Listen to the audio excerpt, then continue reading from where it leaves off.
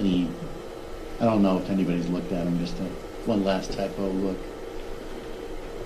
Your Honor, I had not, but since the board brought it up, I'll take a quick look. Take a quick glance at it.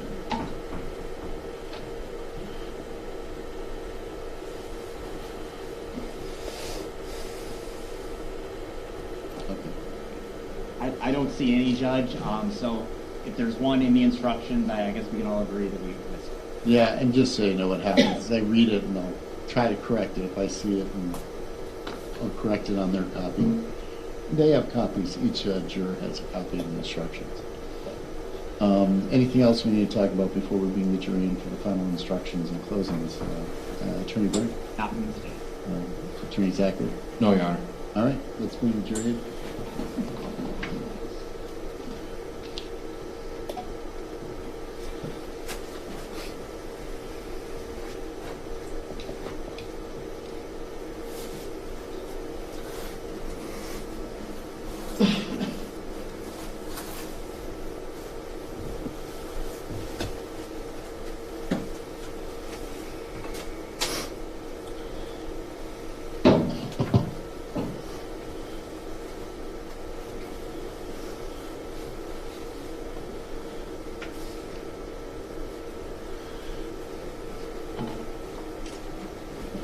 Everybody may be seated.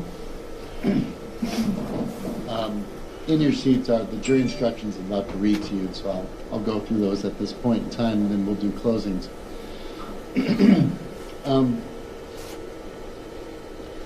Now, members of the jury, the court will now instruct you upon the principles of law, which you are to follow in considering the evidence in which and in reaching your verdict. It is your duty to follow all these instructions, regardless of any opinion you may have about the law is or ought to be. You must base your verdict on the law I give you in these instructions. Apply the law to the facts in the case which have been properly proven by the evidence. Consider only the evidence received during this trial and the law as given to you by these instructions. And from these alone, guided by your soundest reason and best judgment, reach your verdict.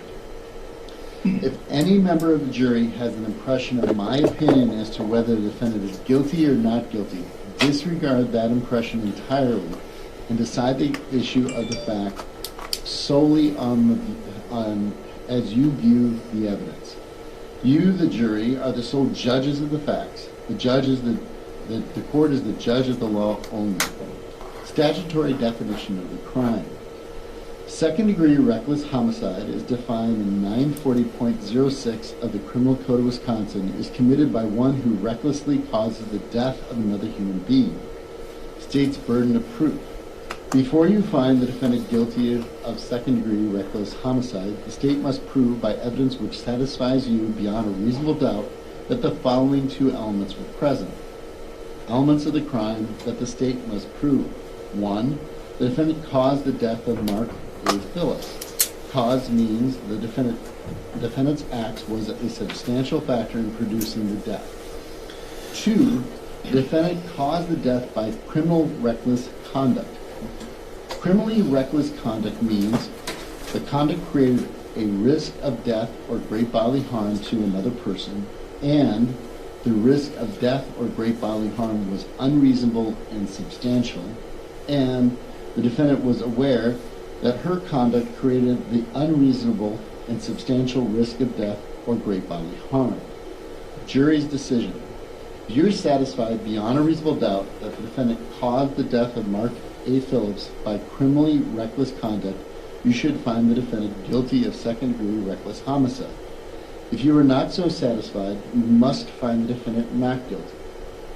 In reaching your verdict, examine the evidence with care and caution. Act with judgment, reason, and prudence. Presumption of innocence. Defendants are not required to prove their innocence. The law presumes that every person charged with the commission of an offense to be innocent. This presumption requires a finding of not guilty unless in your deliberations you find it is overcome by evidence which satisfies you beyond a reasonable doubt the defendant is guilty. State's burden of proof. The burden of establishing every fact necessary to constitute guilt is upon the state. Before you can return a verdict of guilty, the evidence must satisfy you beyond a reasonable doubt that the defendant is guilty. Reasonable hypothesis. If you can reconcile the evidence upon any reasonable hypothesis consistent with the defendant's innocence, you must do so and return a verdict of not guilty. Meaning of reasonable doubt. The term reasonable doubt means a doubt based upon reason and common sense. It is a doubt for which a reason can be given arising from a fair and rational consideration of the evidence or lack of evidence. It means such a doubt as would cause a person of ordinary prudence to pause or to hesitate when called upon to act in the most important affairs of life. A reasonable doubt is not a doubt which is based on mere guesswork or speculation. A doubt which arises merely from sympathy or from fear to return a verdict of guilt is not a reasonable doubt. A reasonable doubt is not a doubt such as may be used to escape the responsibility of a decision. While it is your duty to give the defendant the benefit of every reasonable doubt, you are not to search for doubt. You are to search for the truth and give the defendant the benefit of any reasonable doubt that remains after carefully considering all the evidence. An information is more than a written, formal accusation against the defendant charging the commission of one or more criminal acts. You are not to consider it as evidence against the defendant in any way. It does not raise any inference of guilt. Evidence is, first, the sworn testimony of witnesses, both on direct and cross-examination, regardless of who called the witnesses. Second, the exhibits the court has received, whether or not exhibit goes to the jury room. Third, any fact to which the lawyers have agreed or stipulated or which the court has directed you to find.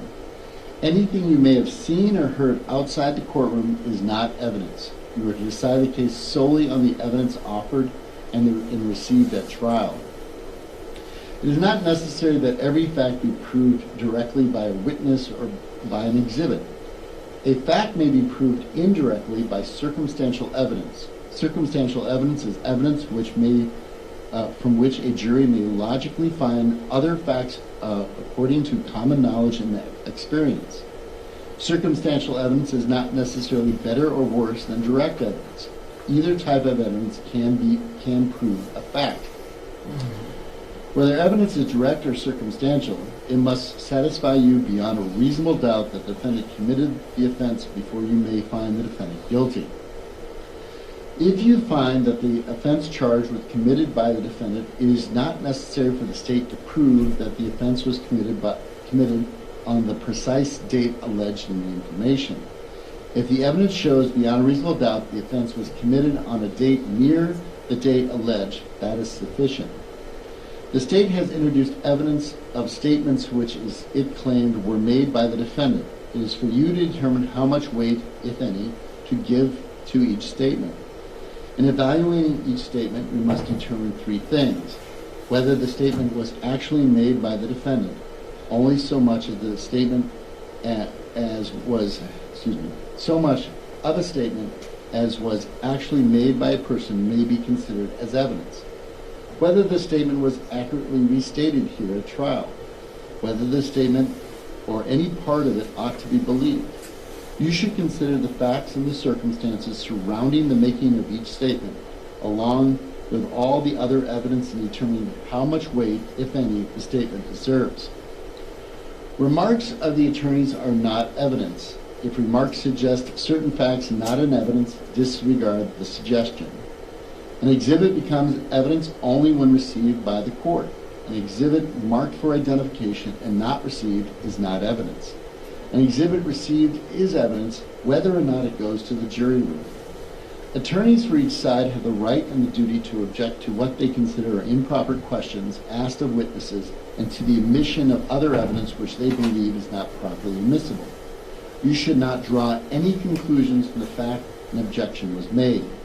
By allowing testimony or other evidence to be received over objection of counsel, the court is not indicating any opinion about the evidence. You, jurors, are the judges of the credibility of the witnesses and the weight of the evidence. Disregard entirely any question the court did not allow to be answered. Do not guess at what the witness's answer might have been if the question itself suggested that certain information might be true. ignore the suggestion and do not consider it as evidence. During the trial, the court has ordered certain testimony be stricken. Disregard all stricken testimony. The weight of evidence does not depend on the number of witnesses on each side. You may find the testimony of one witness is entitled to greater weight than that of other witnesses, or even of several other witnesses. In weighing the evidence, you may take into account matters of your own common knowledge and your observations and experience in the affairs of life. It is the duty of the jury to scrutinize and to weigh the testimony of witnesses and determine the effect of the evidence as a whole. You are the sole judges of the credibility, that is, the believability of the witnesses and of the weight to be given to their testimony. In your determination of credibility, you must avoid bias, conscious or unconscious, based on the witness's race, national origin, religion, age, ability, gender identity, sexual orientation, education, income level, or any other personal characteristics.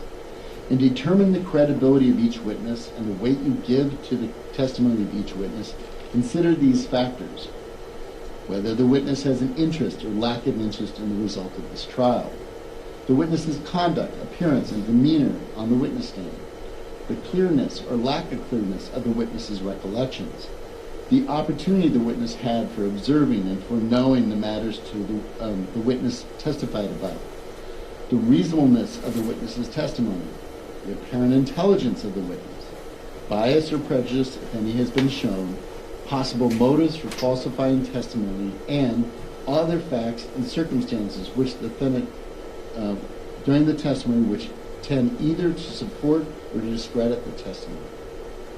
Then give to the testimony of each witness the weight you believe it should receive. The defendant has testified in this case, and you should not discredit the testimony just because the defendant is charged with a crime. Use the same factors to determine the credibility and weight of the defendant's testimony that you use to evaluate the testimony of any other witness.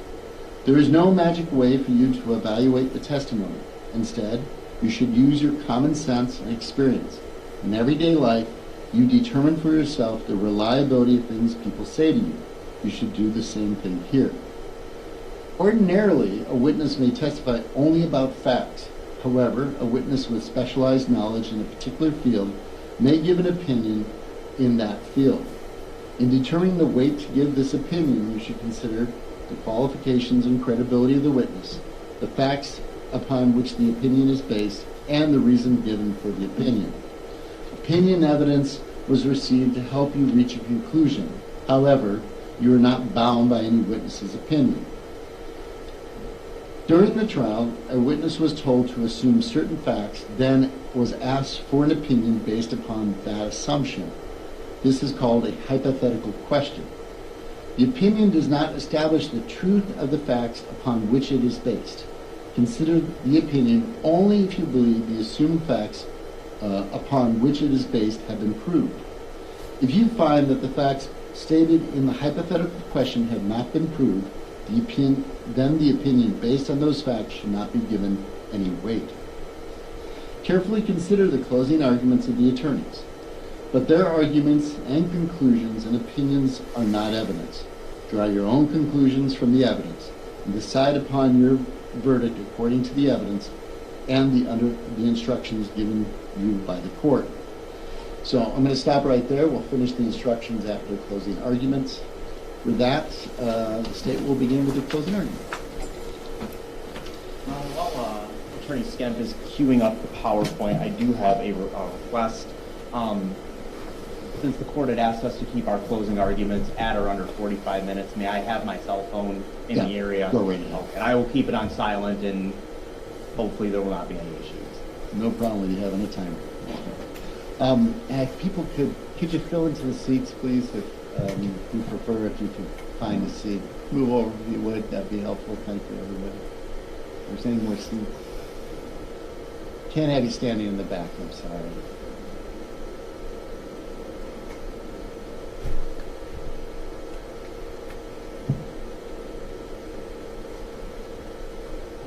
Go ahead. May it please the court, ladies and gentlemen of the jury, congratulations. We have made it to the end of the presentation. You have heard the cases of both sides. The evidence is in, and now closing remarks, as the judge had indicated. This is an opportunity for me to tell you about my case, but most importantly to prove what I have to prove to you beyond a reasonable doubt. I have an opportunity to go through the evidence that's been admitted. The judge has instructed you about evidence.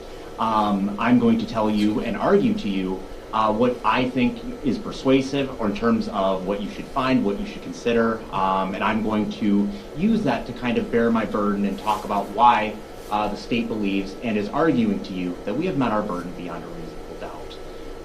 And then because I have the burden of proof, I get what's called a rebuttal after Attorney Zacher in the defense's argument, and that will be the conclusion of this trial pending your deliberations and instructions. So Judge had indicated that this is a reckless homicide case. I wanted to start off with the elements that I have to prove and how we kind of think we get there. The first one is cause.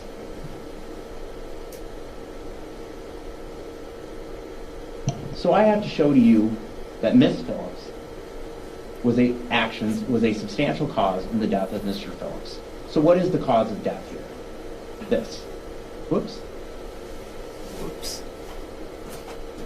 The 2019 Dodge Ram that Ms. Phillips had driven on the night of February 22nd when she left her driveway. And how do we, so now that, in terms of knowing that that is a substantial factor given what we had seen, that is our theory on cause, that the death of Mr. Phillips was caused by that 2019 Dodge Ram. How do we know that? This is a clip from Dr. Reichert's autopsy report. It wasn't known at the time when the investigators got there, when they were on scene, when they started doing things, but this is a snippet of Dr. Reichert's testimony. And I'm using the laser pointer to highlight the third paragraph, and I won't get in, we saw the pictures, we saw the details, but significant injuries, the blunt force injuries of the torso, the blunt force injuries of the extremities, including the upper limbs, left deltoid, etc. You heard evidence about the subdermal hematoma. You heard about our brain bleed. You heard about the 3 to 9 multiple compound cracked ribs. You heard that they were on the left side. You heard Dr. Reichert talk about how he ruled out other causes. And in many ways, Dr. Reichert is getting to his determination and how he's looking at the evidence in the same way we kind of talked about at the very beginning of the case, when we were circumstantial evidence, ruling out process of elimination, ruling out causes, getting to a determination of what the cause of death was by excluding all other things that couldn't be the cause of death.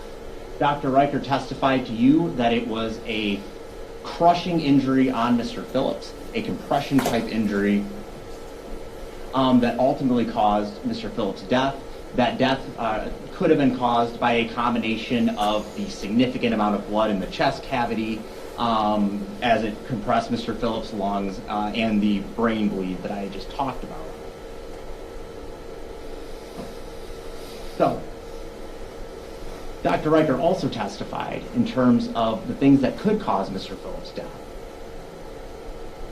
in that it was significant enough that we can start ruling off common household injuries, other things. This isn't, he's found in the snow, not hypothermia. The injuries are too severe. This is not a slip and fall. Mr. Phillips, from a standing position, could not have slipped on some ice and fallen in the position that you later saw him, because the injuries are too severe.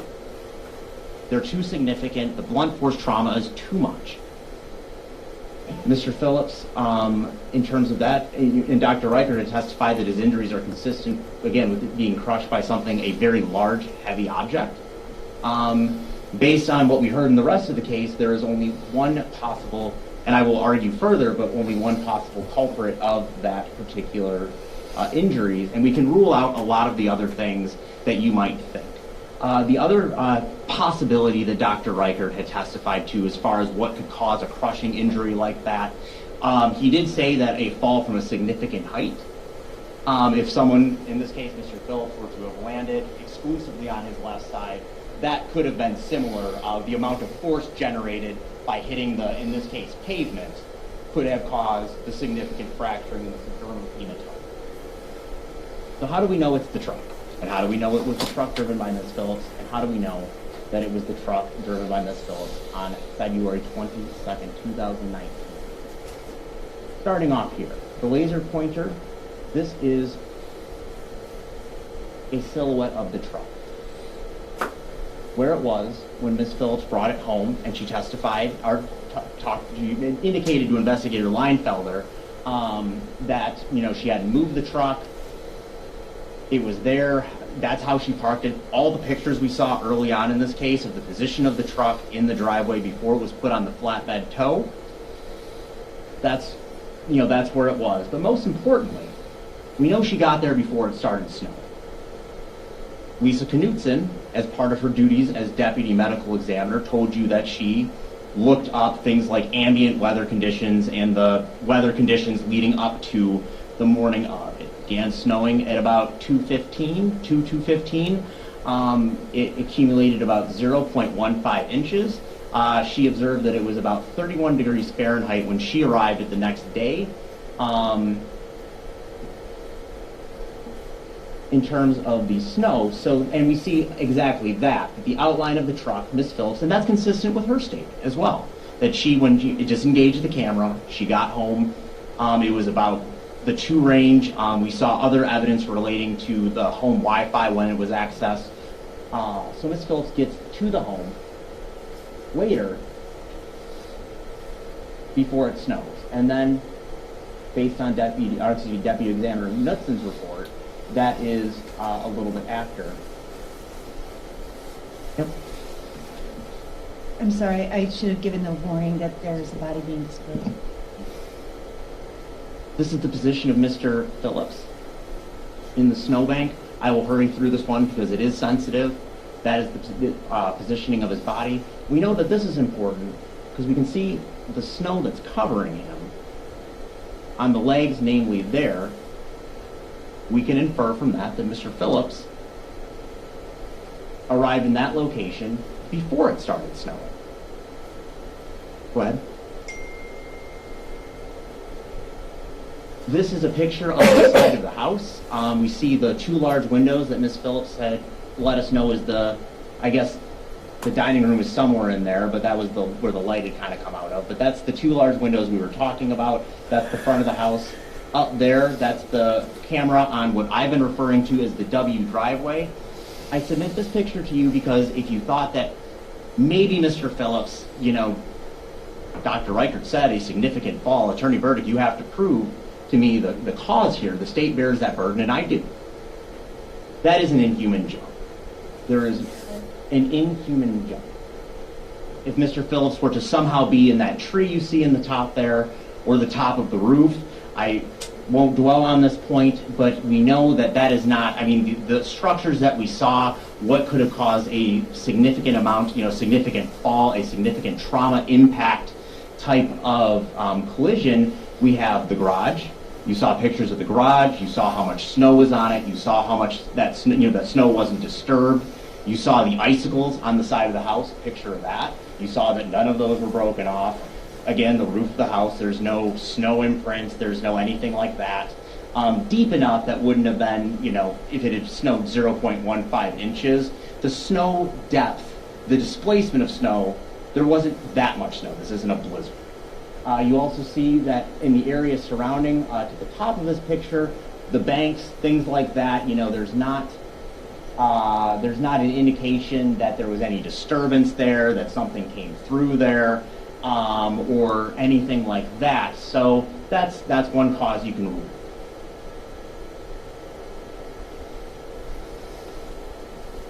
In terms of the time, though, what if somebody else hit Mr. Phillips?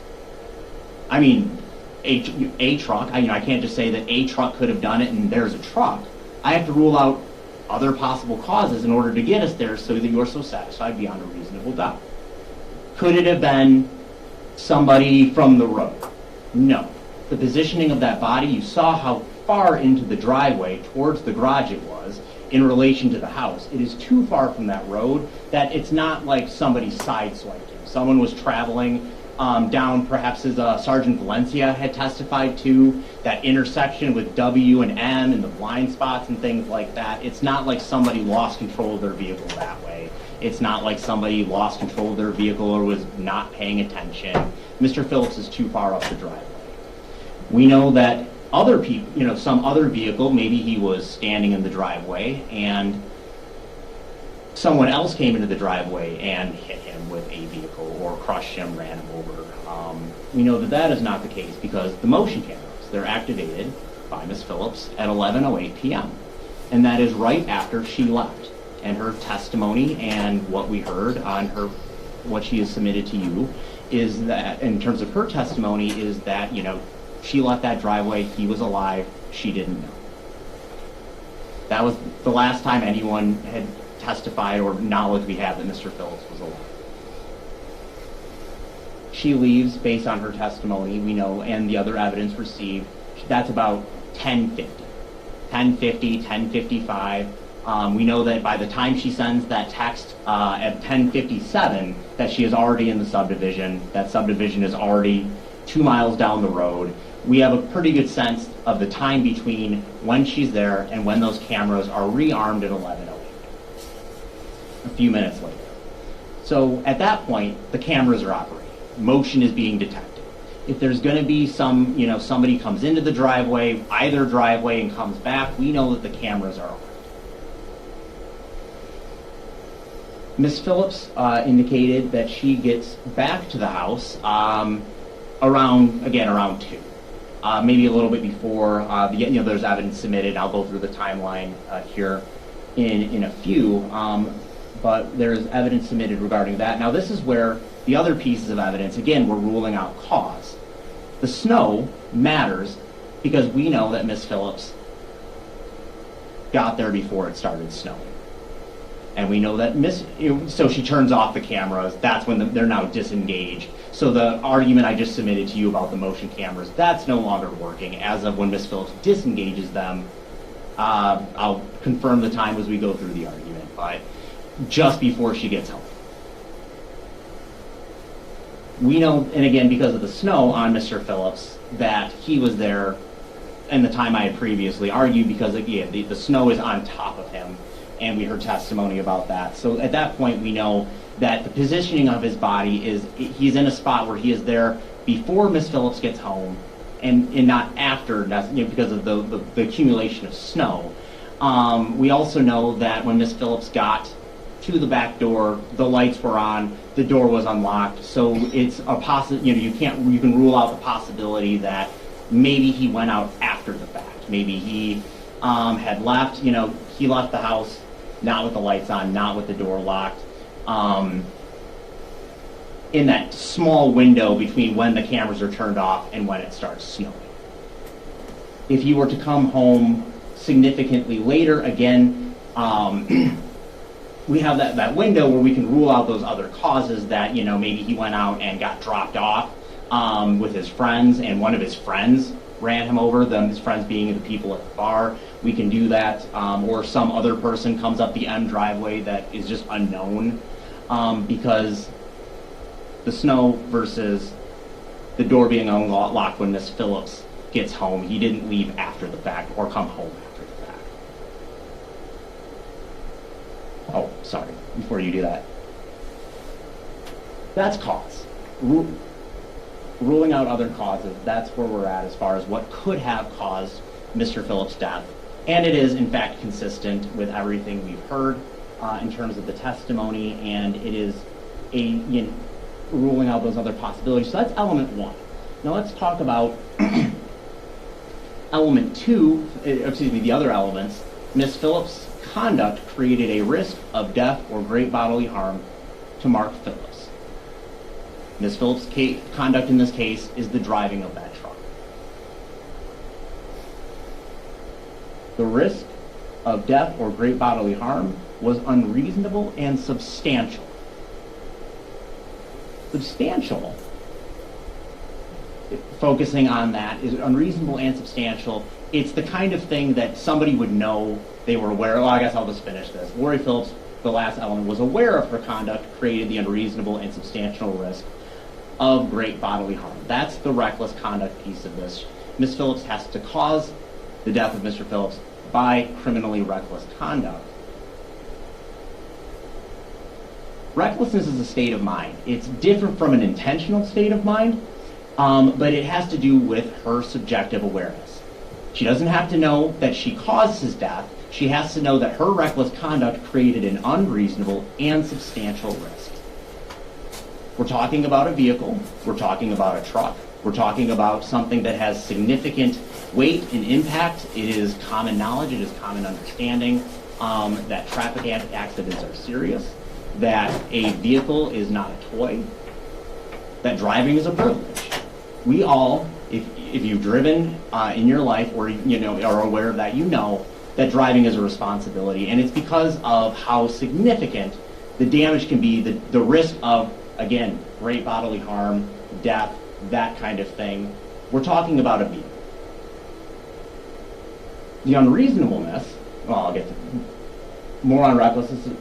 And again, part of this is, I'm using this to highlight the common affairs and knowledge. This is a picture of a yellow light. If you drive and you know, in terms of what you can be aware of, we've all been in that situation where you're going somewhere, the light is about ready to, it's green, and then it goes to yellow, and then it goes to red. And you see the yellow light. And in that 1, 2, 3 second window, you have to make a decision as a driver. You have to make a decision as to the speed you're traveling, whether you'll make that light, whether you won't make the light. You have to be aware of other people around you.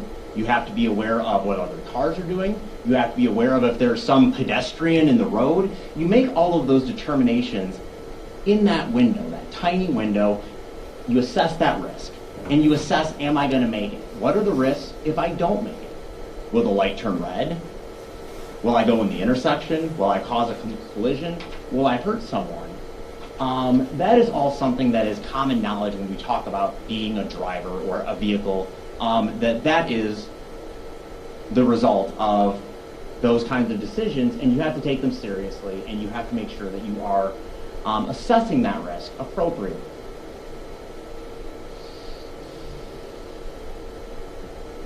And as I had indicated, you also have to make determinations not just of the cars, not just of the time of the light.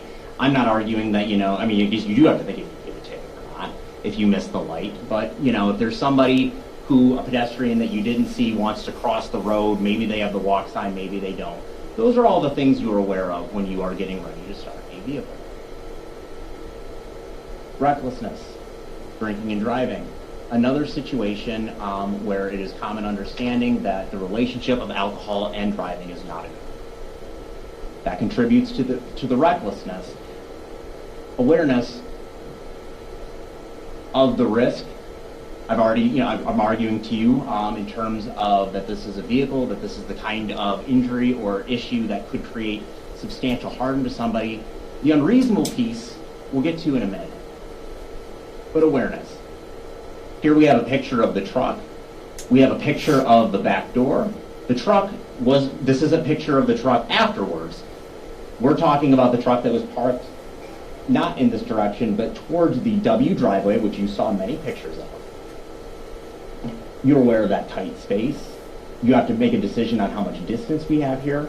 You have to avoid the trash can. You have to avoid the snowbank. But you're aware of what you're dealing with in the same way that you are when you go through the yellow light. You have to understand the intersection you're dealing with, and Ms. Phillips did understand. This is her home. She testified about the snow. She knows how it's laid out. She lived there. We saw pictures of the driveway. Further awareness, the headlights in the truck are on. It's illuminating the area. You can see down the driveway. You can see where that snowbank is. You have a good idea of the estimation of the distance, how much space you have to play with.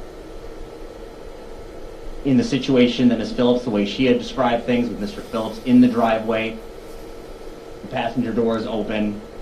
I'm arguing that you can conclude or think that, that the interior lights are on if the door is open. I'm making that inference. There's the side view mirror. We've heard about talking about that. I'm pointing up there. But you have to know that that side view mirror, that's part of the clearance of your vehicle. Your vehicle, it's part of the vehicle that you're driving. That has to be taken into consideration. That's another factor when you're weighing the risk of, can I do something? Can I do something? Is it safe to do something? So now we're getting into the unreasonableness part of this.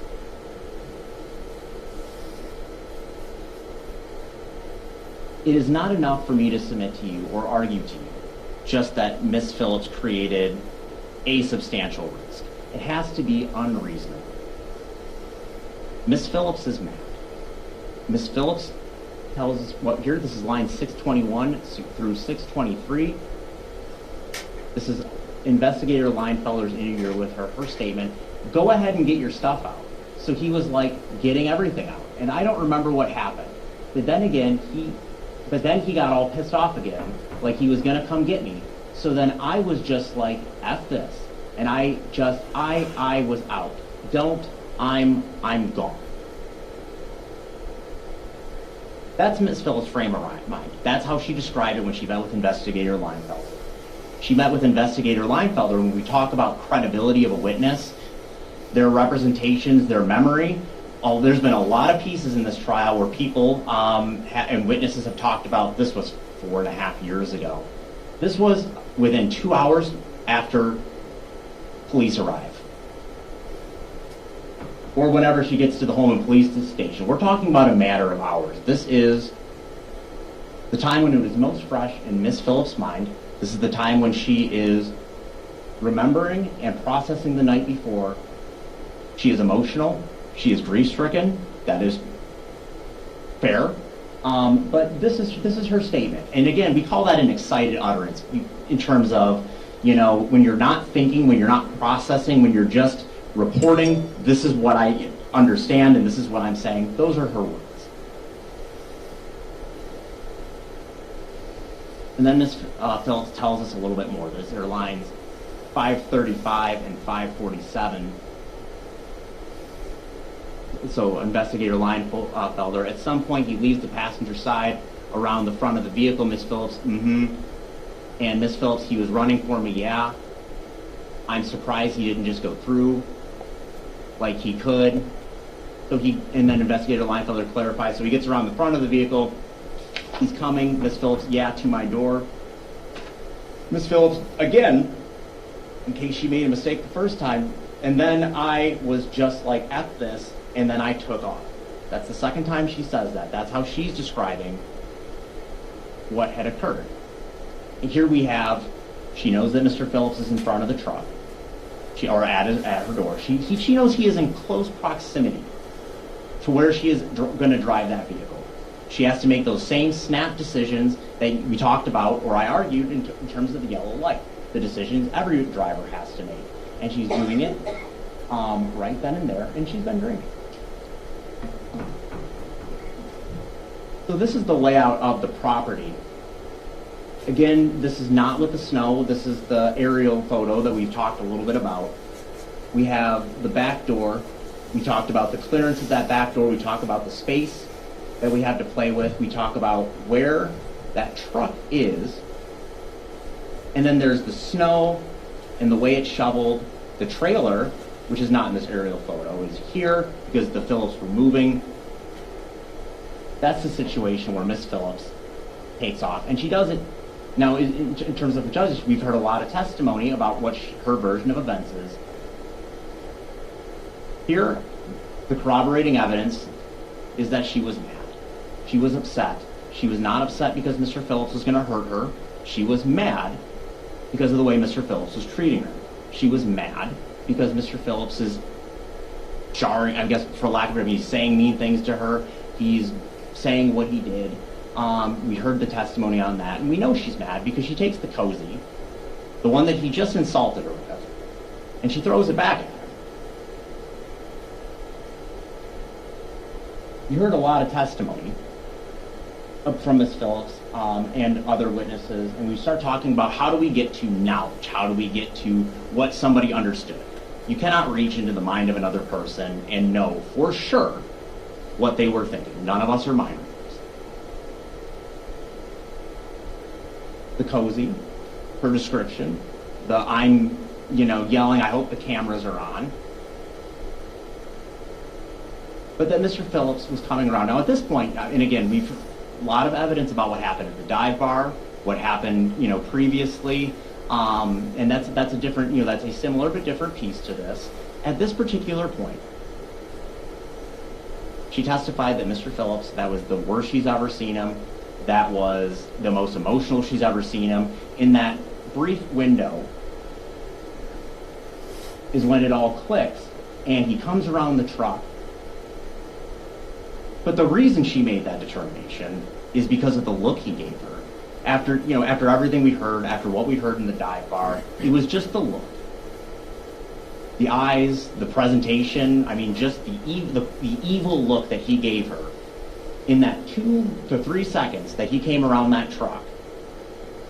That's what caused her to get the F out of there. That's what caused her to hit the gas. And she did that knowing he was there, knowing he was around that truck, knowing how much clearance she had to work with because it's her house. She takes off.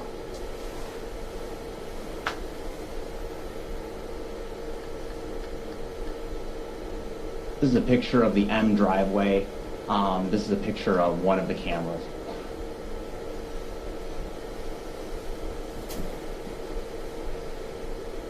The state bears the burden of every fact. Judge told you that, and it's true. I have to bear the burden of the elements. I have to make sure that that happens. I will tell you right now and argue to you, it is not enough. I cannot prove this case by just saying Miss Phillips' story was not consistent. I can't bear my burden like that. And I can't bear my burden by saying that if Miss Phillips didn't know or didn't have the awareness that she created the risk that she did, that and finds out much later that Mr. Phillips is there, if that's when she discovers the body, either when she comes home or in the morning or, sometime after that fact, that is relevant only to things, in terms of her credibility. It is relevant to the indicators of guilt and the indicia of guilt, the acknowledgement of guilt, because we're getting to what she knew and what she believed and what she understood. The element is not that she knows she killed him. It's that she knows she created the unreasonable and substantial risk. But I will argue, I am offering this though. This is a picture of the driveway. We're looking at what Miss Phillips indicators in terms of how she presented the version of events. This is the driveway. There's that porch there. We can see the snowbank here in the top right. We can see the clearance. Those are not her tracks. These are not her tracks. None of these are her tracks. This is after the scene. But in terms of the man cave, coming around, we can see how much space there is to work with during that event that she described.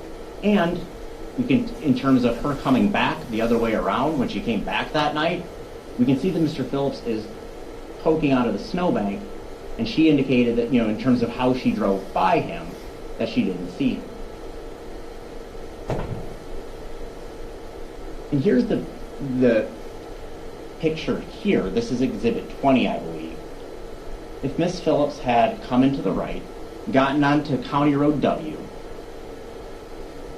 and then goes up the driveway, this is light, granted, but that's Mr. Phillips' body right there.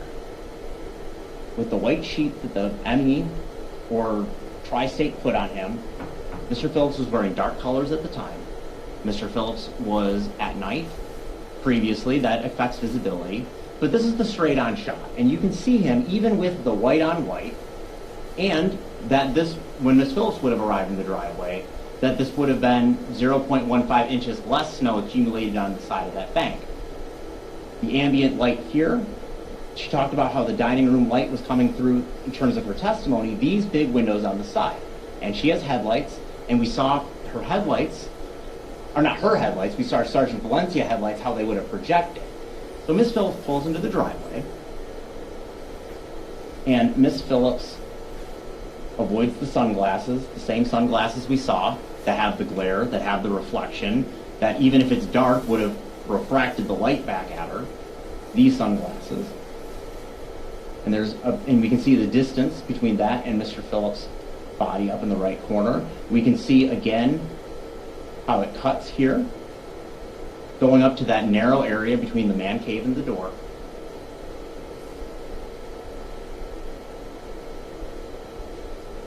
The driveway, the angle of the snow, how it was set up.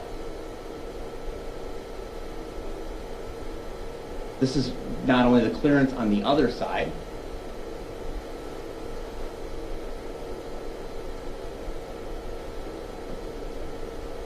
this is the last one. Okay. Hold on.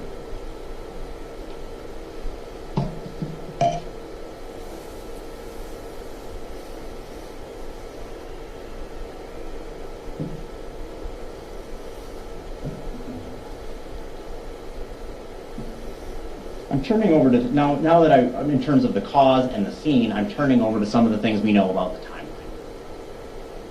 And speaking of timelines, I'm just going to check how I'm doing that time.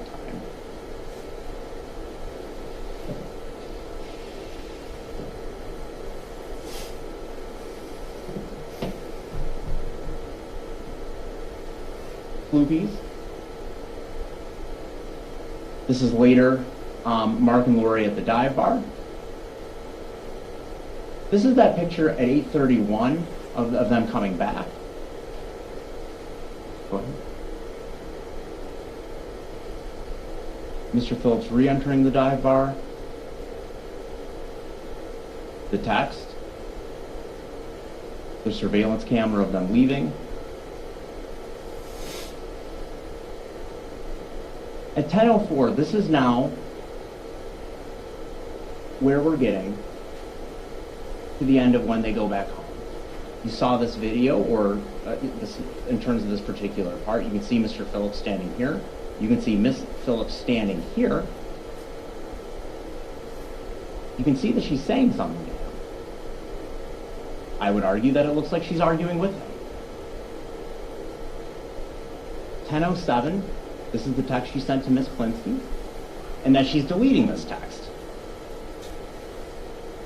She testified to you, and you heard her version that she did that because she didn't want Mr. Phillips to know that she was sending that text.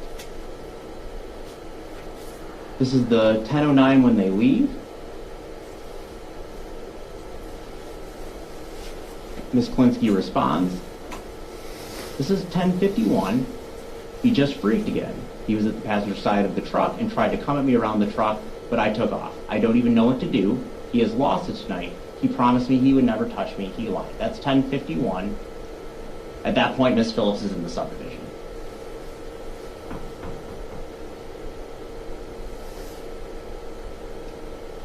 More text between her and Hannah. This is the one 10:53. He's out of control. I am done. He can go to Bismarck on his own. His issues big time. Miss Phillips at 10:55 tells her version of the events regarding what at this point in the timeline seems to be relating to the truck incident. That is very similar factually, especially relating to the earring about what we had heard at the dive bar, which was several hours sooner. At 10:57, this is another one where we can see where Miss Phillips, her mental state, the frame of mind she was in. I wish you the best, but the best will never be with me. You lost everything tonight because you let your mind get the best of you. I cannot believe you put your hands on me. Good luck in Bismarck. Miss Phillips indicated that Mr. Phillips' jealousy got the best of him, that he became someone she had never seen before, that she was unsafe, that she needed to prioritize, that this is her safety, that she took out of the driveway because she had to make sure that she was safe. 10:57. This is right after this incident happened. This is when she's in the subdivision. This is when she's looking back to see if Mr. Phillips is chasing her. She said she sent that text.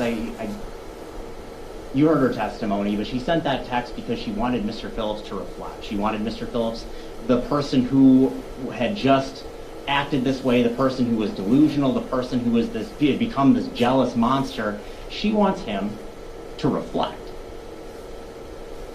She's mad. She sent this text facetiously. She sent this text right after the fact because she just left the driveway. Because she just left the driveway after this incident, and just like when she had indicated to Deputy Stoutinger, she had reason to believe that maybe she hit Mr. Phillips. Offered for knowledge.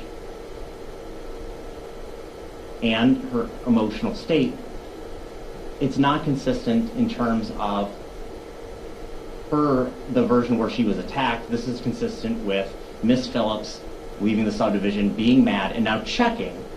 Again, that Mr. Phillips is so jealous that, the second he realizes you're leaving, he's going to come get you. But you're sending him this text.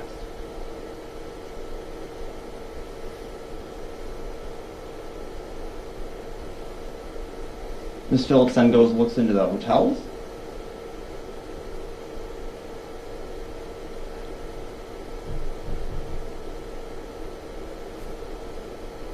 Miss Phillips arms the cameras at 11:08, and then she begins checking them.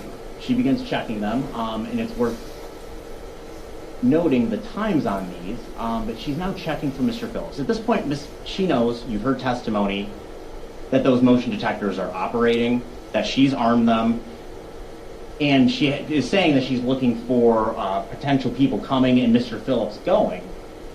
She's checking to see the scene that she just left. She's live streaming. And she does it 3 different times that night while she's going through her version of events.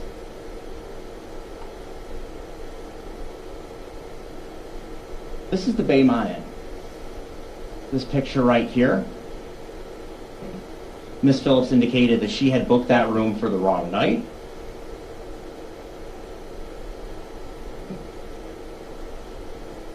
And Miss Phillips has indicated that she was going to stay at the hotel. That would have been it, and that's so that she could be safe. She could be safe from Mr. Phillips.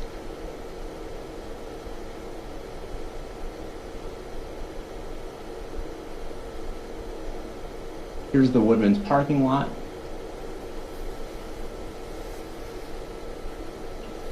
Miss Phillips indicates that she's sleeping in the truck, that Mark had sent a text to his friends to go out. That's the happy hour text. We heard evidence that text was, I think, the 21st, but my words aren't evidence, so whatever you would remember heard experienced. But at this point, Miss Phillips is in the Woodman's parking lot. She's continuing to check the video. She's continuing to check the video because she knows.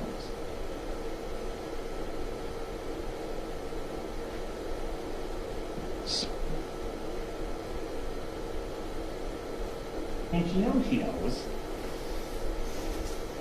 Because at this point, Miss Phillips has an opportunity to go to stay with the Klinskys, to go to Winona. She has an opportunity to go with her friend. She has an opportunity to have her friend's stepdad come to her. Miss Phillips has an opportunity to be safe. The hotel didn't work, but Miss Phillips has an opportunity to go somewhere. She has an opportunity to go in the truck, but she doesn't do that. She continues to check the cameras. At this point, motion sensors are still activated. She still has the ability to, she's live streaming. She's looking for, in her words, comings and goings.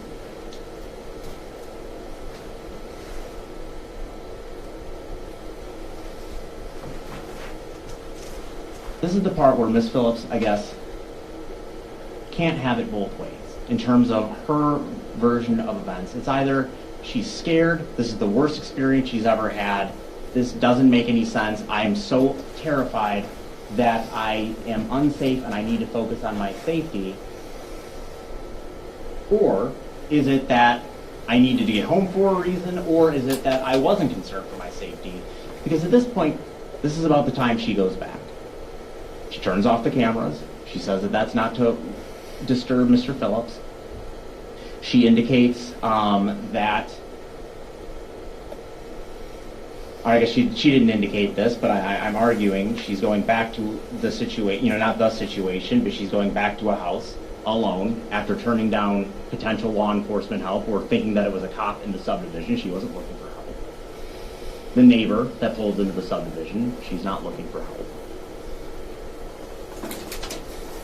Any of the time period that happened after that, not going to Onalaska, not taking an opportunity to go with the Flinskys, where she would have had people to watch out for her, look over the place, call law enforcement on her behalf if necessary.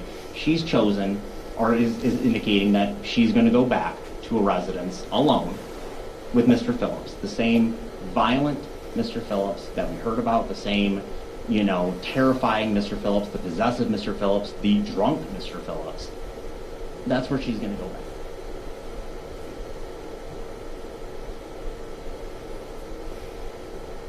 He gets back at around 2 a.m. He drives right past where Mr. Phillips' location is.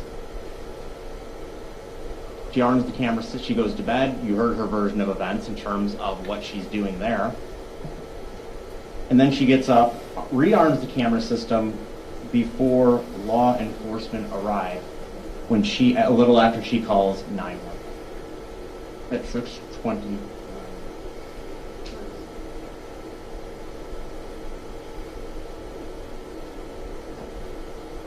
Ladies and gentlemen, Ms. Phillips' actions show an acknowledgement and an understanding that she had a real good idea what happened in that drive.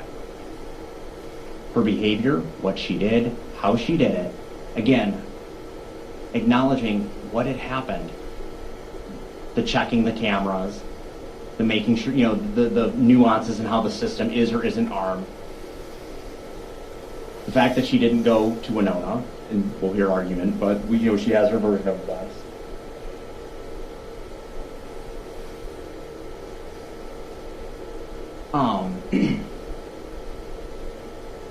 You switch this slide. No, that's fine. But in terms of that, how she comes back, all of that shows that Miss Phillips knows. She has the acknowledgement of what had happened in that driveway. She knows that Mr. Phillips is in front of her. She knows that she took the F off. She knows that she did so because they were having an argument. This was, despite the other evidence, the non-physical part of the argument. And that based on the look, that is, with all of the understanding of how that driveway was set up and everything else, that's when Miss Phillips takes off with Mr. Phillips in close proximity to her. She goes over with her truck. She causes his death. That is unreasonable, and it is substantial.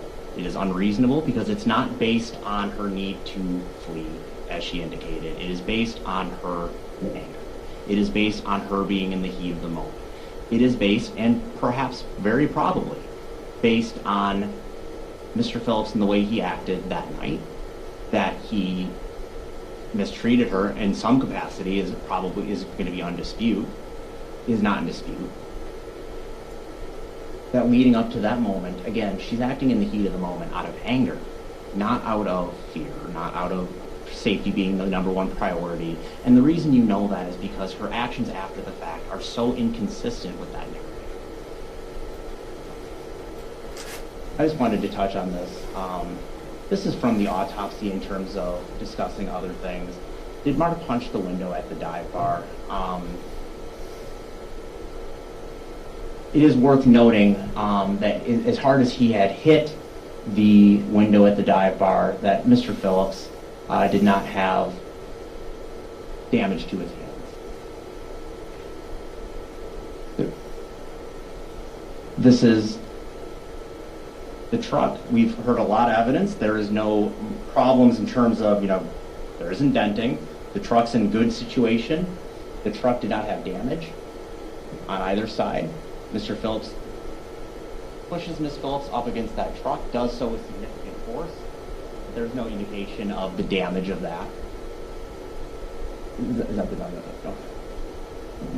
So, ladies and gentlemen of the jury, we're about at the time where I'm at the end of my opening, closing argument, I guess. We have ruled out cause. We rule out that there is only one cause, beyond a reasonable doubt, that truck is what was what crushed Mr. Phillips, causing his death. That Ms. Phillips drove that truck, that she knew, even though she was emotional, even though she was upset, even though she was mad, what she was doing. She assessed the risk. She understood the situation as far as what was going on and what could have happened. She did it anyway. Maybe she knew she killed him right then and there. Maybe she just thought she hit him, but she knew. She knew right then and there. And everything that happens after that is a narrative that is inconsistent with the evidence that is presented. Thank you. Thank you. Mr. Zachary? Thank you. Wait, hold on, let me ask you, does the jury need a break, or can we just move on? Looks like everybody's fine with moving on. Good.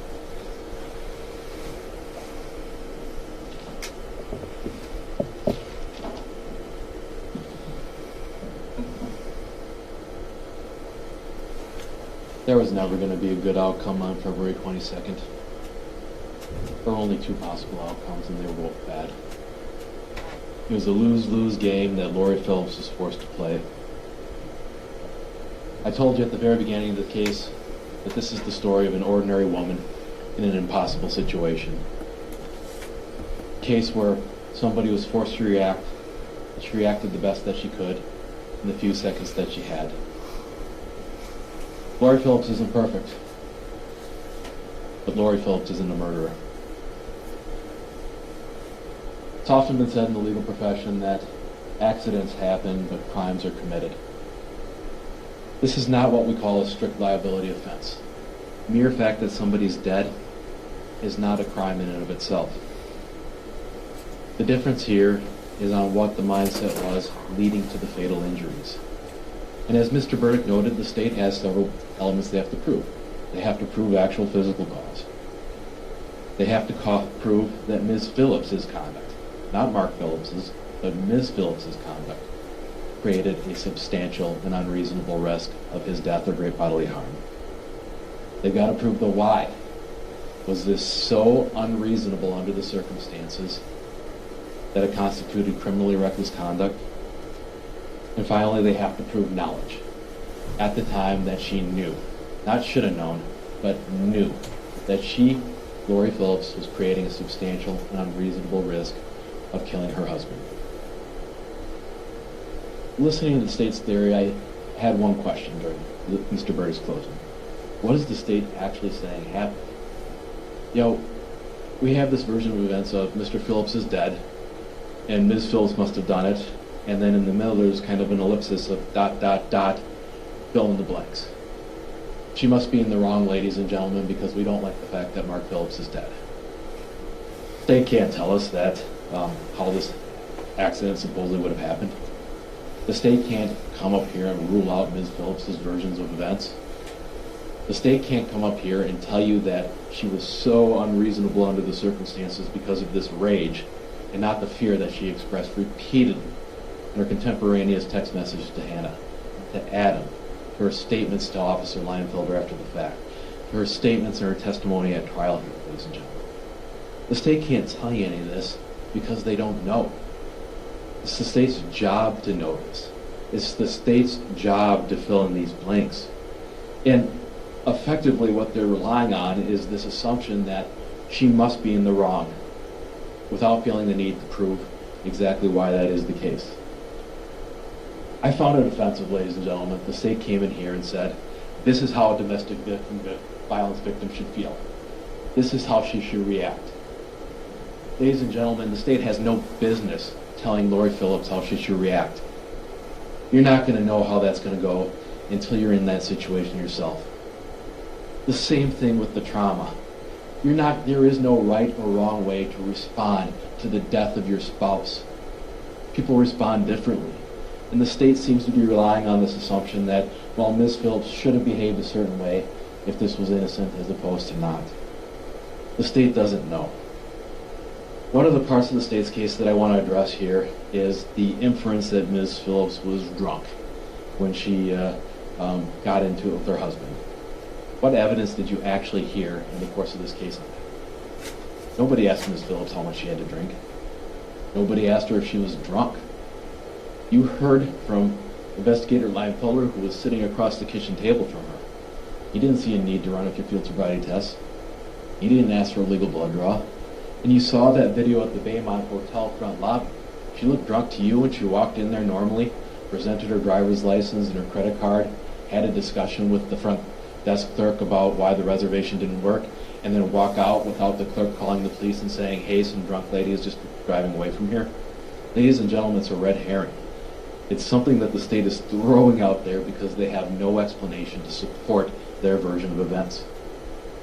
And ultimately, what we're going to ask you to do is go back to that jury room and come back out with the truth. And you know what? I will be the first to acknowledge that that's a difficult thing. In many cases, it might very well be impossible. But the law gives you some guidance on how you sort through the evidence in a case where we don't have all the pieces to the puzzle, and how you put it back together. And that comes in the form of the burden of proof. So what is it?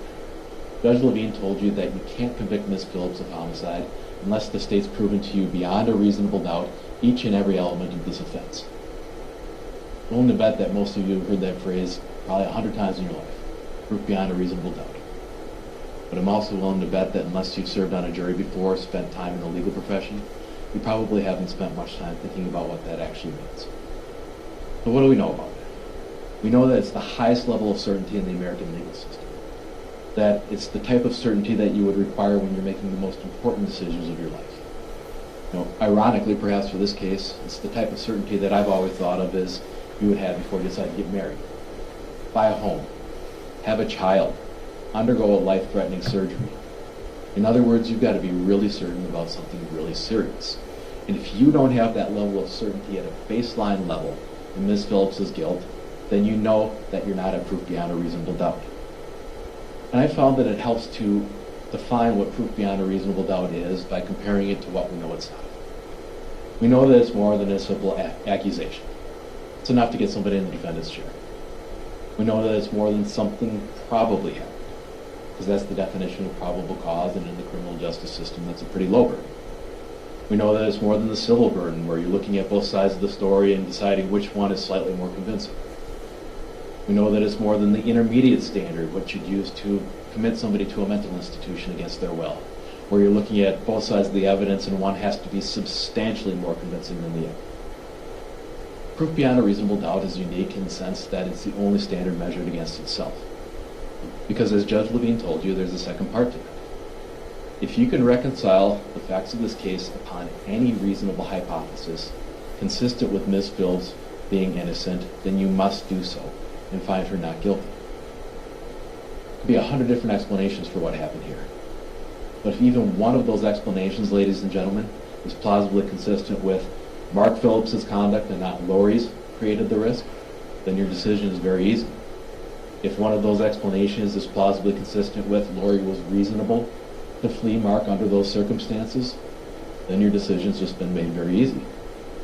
And if one of those explanations is plausibly consistent with Lori wasn't actively, personally aware that she had created a substantial risk of death or great bodily harm to her husband at the time that she fled, then your decision is very easy. Because those are the outcomes that you have to adopt and find her not guilty. Think about it like a deck of cards. Used this example before, but we can pull a deck of cards out, and I could throw one down. There's an accusation. It's enough to put somebody in the defendant's seat. Might take a third of the deck, pull it out, and say, that's enough to say something probably happened. Probable cause. We want to do a civil case where we're deciding whether or not Ms. Phillips was wrongfully terminated from employment, for instance. I take out both sides, measure them equally, slap one more card on, so we have 27 to 25. That's preponderance of the evidence. And the clear and convincing standard might involve taking 48, 50 cards, and leaving a couple other there so that one side is substantially more convincing than the other. For proof beyond a reasonable doubt, all of the cards have got to be on the deck. So what do the cards tell us in this case? I've described this already as like a puzzle with half the pieces missing. I wish that I had more information in this case as well. We know for a fact that whatever happened happened very quickly. We can tell that from the presence of the sunglasses on the driveway. We can tell that from the fact that Lori had to drive off when the passenger side door was still wide open. Everyone seems to agree that this wouldn't have been a prolonged incident. It's something that happened in the instant, in the moment. We can also tell from the evidence that Mr. Phillips was not upright when he was injured. How do I know that? Well, we know that from Dr. Reichard's testimony, first and foremost, that he doesn't have the avulsion pocket injuries or the bumper type injuries that you would typically see in an upright pedestrian. Meaning that we can rule out a scenario where Ms. Phillips sees her husband in front of her, sees red, and then guns the engine and runs him down. That didn't happen. We can tell that from the autopsy findings. We can also tell that from the condition of the truck at the time that it was recovered. It was pristine. It was spotless. Don't tell me for 1 second, ladies and gentlemen, that Ms. Phillips can plow into Mr. Phillips with enough force to kill him with the side view mirror and it's not going to leave a single scratch. It's not going to leave any damage. Nothing on the grill. Nothing on the paint. Nothing to indicate that this vehicle had been involved in an accident. At some point, Mr. Phillips went from upright to down. And the state's own pathologist agreed with several possibilities entirely consistent with Ms. Phillips being innocent. He agreed that while this could be crushing, yes, it could be traumatic injury. He agreed that Mr. Phillips may have been caught and drugged. We saw a picture of that belt that appeared to be clearly damaged, consistent with being caught on something in that position where he was eventually found. You saw and heard evidence about the aftermarket steps that were on the driver's side, well, both sides of the truck actually, that stuck right out. And think about this from a practical standpoint, ladies and gentlemen. Mr. Phillips is running around to the side of the truck. He's about to reach that driver's side of the door, and then Ms. Phillips hits the gas. That's exactly the type of tripping injury that could cause him to fall over and get those left-sided head injuries that Dr. Reichard testified about.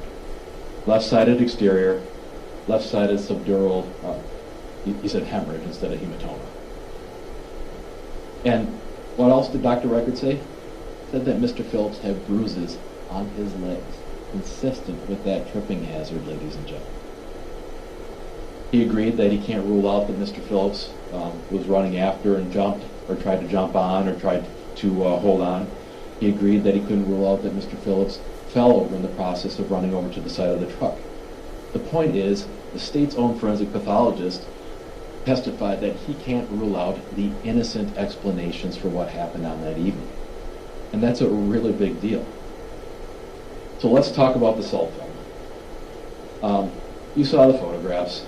I know what I think I saw. Certainly use your own judgment on those. But in Wisconsin, all of us who drive our cars around know that unless you're washing your car regularly, you've got that kind of scummy salt film that builds up on the side of your car.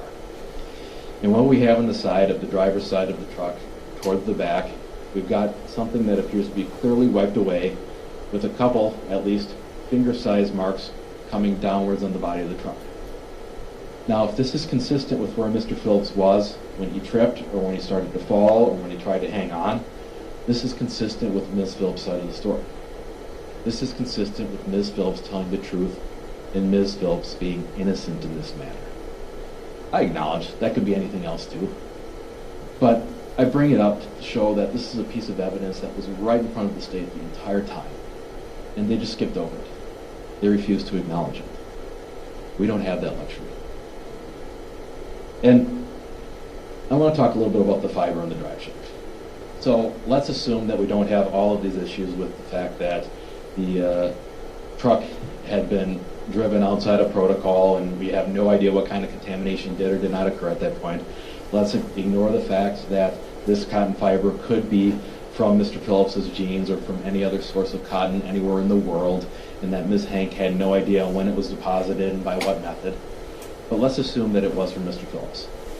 The fact that it's there isn't important. It's where the fiber was that's important. It's at the very back end, the drive shaft weight, consistent with whatever happening outside of Ms. Phillips' field of vision. And if the state can't disprove an innocent version of events, then it can't prove its case at all. The state can't disprove these cases. They cannot show you that what Ms. Phillips told you happened in the course of this night didn't happen. And you know what? Do I know exactly what happened? No. But the difference here is that it's not my obligation to prove anything. It's the state's version, or it's the state's obligation to prove to you beyond a reasonable doubt that she's not right. And one of the more frustrating things about this, ladies and gentlemen, was this ability to corroborate, discredit, or confirm the version of events by the data that was available to them readily. You know, we heard the testimony on why the Sheriff's Department didn't pursue this data, but ladies and gentlemen, that's nonsense.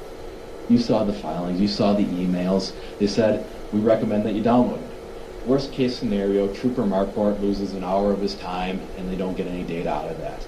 But even in the case of the telematics, they expected that data to exist for months. The type of data that could either credit, confirm, or discredit exactly what happened here. Ladies and gentlemen, had they gone through that step, had they done their job and collected that data, there's a pretty good chance that none of us would even be sitting here right now. Because that data, in particular the front-facing hazard detection, would have told us exactly how that injury occurred. And what the state seems to be suggesting in this case is that you convict on bad feelings alone. That it starts with this assumption of guilt, that Ms. Phillips must have been angry and not scared, that Ms. Phillips must have had no good reason to behave in the way that she did. And they're asking you to assume the worst and fill in the blanks. And effectively what the state's asking you to do is vengeance. You know what? Vengeance is easy. The basic human response that all of us experience. Eye for an eye. That we see somebody that we love, that we've lost, and we want there to be a bad guy. We want there to be somebody to blame. Because it's so much easier to strike out in anger than focus on our own feelings of loss and grief after losing a loved one like this.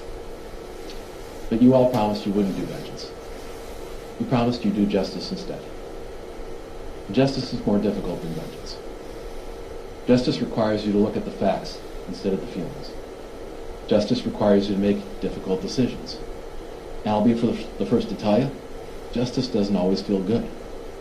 Nevertheless, that's what each and every one of you swore that you would do. And I told you from the beginning of this case that it's okay to have empathy for Mark. It's okay to have empathy for his family. Mark isn't somebody who was 100% pure evil. Human beings are much more complicated than that. We're not some one-dimensional cartoon characters that can either be classified as hero or villain. And I have no doubt that in his life, Mark was a good dad, a loving brother, a son, a good friend, the life of the party. But you know what else I don't doubt? That when Mark was drunk, he was an abuser. And that was the Mark Phillips that confronted Lori on the last night of his life. Which leads us to the why. Assuming that you conclude the state has met the other elements, you have to ask, was this reasonable under the circumstances or not? And we're not viewing this in a bubble. We're viewing this from Lori's perspective at the time that she acted. And in my mind, the very definition of reasonable doubt existed the instant that the state's witnesses acknowledged that they would never tell a victim in Ms. Phillips' position to simply stay there and find out what abuse is coming next. Now, the state didn't want to answer questions about what 911 dispatchers might say, but use your common sense, ladies and gentlemen. You really think that any law enforcement officer or dispatcher would tell somebody calling saying, help, my husband's coming to hurt me, help, that they would say, you can't take off because that might put him in danger and we don't want that, so you should probably just stay and see what happens next. Nonsense. Ladies and gentlemen, the state used the example of a green light turning yellow and turning to red as an example of assessment of risk. And, you know, if this were an ordinary traffic case about whether or not somebody caused an accident at a four-way intersection, yeah, that'd be a fair comparison. But in this case, if the light turns red when you haven't properly assessed, those were the consequences in Ms. Phillips' case. That's what she had to decide in a period of just seconds, whether or not she would stay or go. And in this case, I think that the fact that there's a history of domestic abuse was both acknowledged by the state and corroborated by the evidence. This is something that happened in private. It happened in public. You heard from Mr. Gira. He had the audacity, and again, I'm not going to say that word myself, to scream that at her and pull her off of a bar stool. You heard from Ms. Phillips about that terrifying moment when Mark broke into her apartment and strangled her in the middle of the night. You heard from the others at the dive bar about how upset and how out of control Mark was, and you saw that footage for yourself, flailing his arms, pounding his hands, getting right into Miss Phillips' face and screaming at her. He was out of control. And on that night, Lori had never seen him in that state before. She'd never been more scared of him. On that night, Mr. Phillips strangled her. We know this because of her contemporaneous text messages to Hannah. We know this because investigator Leinfelder testified 3+ years ago about the fact that he did observe an injury around her neck area. We know this because of the photographs that Lori submitted of her injuries throughout the course of this case. And we know this based in the context of Mark's behavior throughout that entire evening. Something that was observed by Ms. Plinsky, by Mr. Stevens, by Ms. Phillips, by the video surveillance system itself. And we can't ignore those photos of Lori's injuries the next day. And this is just one of the things that's just mind-blowing to me. That there was a description of a domestic incident leading up to this, and there was no effort to say, let's document your injuries. Let's take some pictures of this. Let's take you in to go to a forensic nurse to make sure that everything is documented and taken care of. That was left to Ms. Phillips' friends, who were shocked to see all of the bruises on her that each and every one of you saw after the fact. Bruises that corroborate her injuries, that corroborate the pain that she described in her breast. Bruises that corroborate what Lori talked about when she was forced down into that car. And where was Lori when Mark was in this condition? At the end of the evening, he's inside of a truck. Slammed up against the truck, dragged in there hard enough to leave a bruise on her bicep, punching the window. And ladies and gentlemen, I disagree with the state's contention that punching a window will necessarily leave injuries that'll be noted in an autopsy, but that's neither here nor there. And she's locked in this truck, and where is he bringing her? He's bringing her back to rural Holmen. Nobody's going to hear her scream for help. Nobody's there to protect her. She called 911. Ladies and gentlemen, how likely is it that she's even going to get a ringtone before Mark's already at her door? Lori is on her own at that point. And she's with Mark, who's visibly drunk. How do we know he's drunk? His blood alcohol concentration was at 0.149. Now, we don't know exactly where he was at the time of his death, but that was the blood content at the time of autopsy. That's legally drunk. That's well over the legal limit to be driving. And in this point in time, when her husband is drunk, enraged, taking her to this isolated location, he charges at her in a matter of seconds and forces her into that decision. I want you to think about that, ladies and gentlemen. How would you like to make the most important decision of your life and be given only 3 or 4 seconds to do it? For the sake of comparison, most NFL quarterbacks get more time in the pocket than Mark Phillips gave Lori that evening.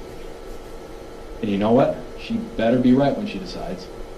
Because if she's wrong the one way, well, now she's on trial for homicide. But if she's wrong the other way, ladies and gentlemen, we might still be here. Only the title of this action wouldn't be the state of Wisconsin versus Lori Phillips. It'd be the state of Wisconsin versus Mark. And when Lori reacted, that was the very definition of instinct. Fight or flight. This wasn't a conscious thought process. This was a reaction. This is something that's ingrained in your very DNA as a basis for our survival. And the state's trying to falter for that. It's not unreasonable, ladies and gentlemen, to follow those basic human instincts. It's not unreasonable, ladies and gentlemen, to get yourself to safety. It's not unreasonable to tell anyone in that position that they need to look out for themselves first, rather than taking care to make sure that they're not doing harm to their abuser. And if you believe that one reasonable option under those circumstances was for Lori to flee her husband, then your decision's just been made very easy. Because that's the very definition of reasonable doubt in this case. And the only proper verdict is not guilty. That brings us to the final prong of the state's burden here, and that's whether or not Ms. Phillips was personally aware of her conduct creating a substantial and unreasonable risk of Mark dying. And I think it's important to reiterate that this is not a burden of what should she have known. It's a burden of what she actually knew.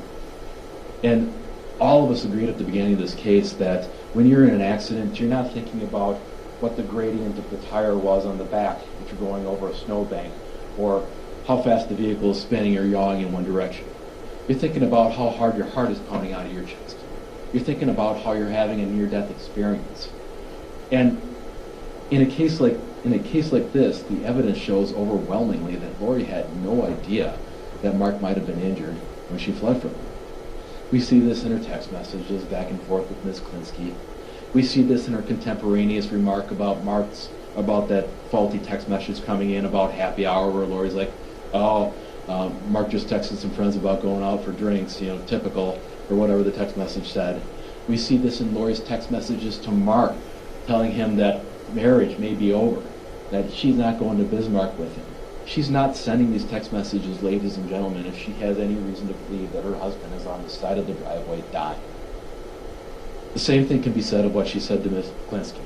And to me, this is one of the linchpins that tells us exactly what Lori was thinking. She was still scared of him. She was still scared at the prospect of abuse, because when they offered her a safe place to stay in Winona, she said no. Mark would freak if he found out that I went to Winona. You all heard from Lori. Mark didn't let her go there alone. She had exes there. And Lori's indication in response to that text message tells you all you need to know about whether or not she believed that Mark had been injured at that point. The same can be said for her search for a hotel and a place to stay.